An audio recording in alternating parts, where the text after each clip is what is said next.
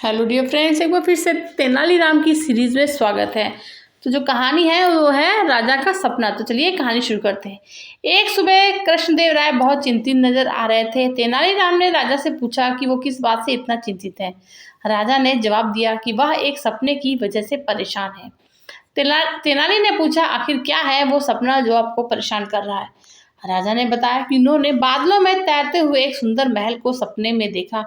वह कीमती पत्थरों से बना हुआ था और उसमें बहुत ही खूबसूरत बगीचे थे। लेकिन सपना अचानक समाप्त हो गया और राजा अब उससे सपने को भूल नहीं पा रहे हैं।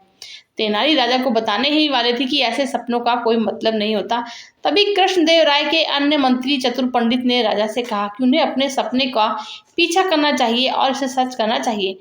चतुर पंडित एक चालाक आदमी था और उसने राजा को ऐसा महल बनाने के लिए प्रेरित किया ताकि वो अपनी जेब भर सके।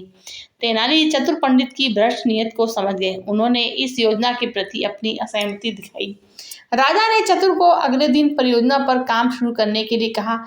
दिन बीतते गए। राजा जब भी परियोजना के बारे में चतुर से पूछते तो चतुर बहाना बना देता। वह राजा से उनके सपने के बारे में कोई ना कोई सवाल करता और फिर बहाने से उनसे पैसे मांग लेता। एक दिन एक बूढ़ा व्यक्ति कृष्णदेव राय के दरबार में आया और उनसे न्याय मांगने लगा।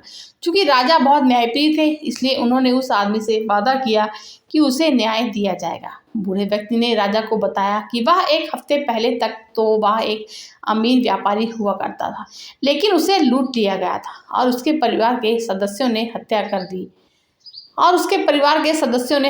दी कर दी गई। राजा ने पूछा कि क्या वह जानता है ऐसा किसने किया। तो वह बूढ़े आदमी से कहा, वह जानता है। राजा ने जब नाम पूछा तो वो सुनकर हैरान रह गए।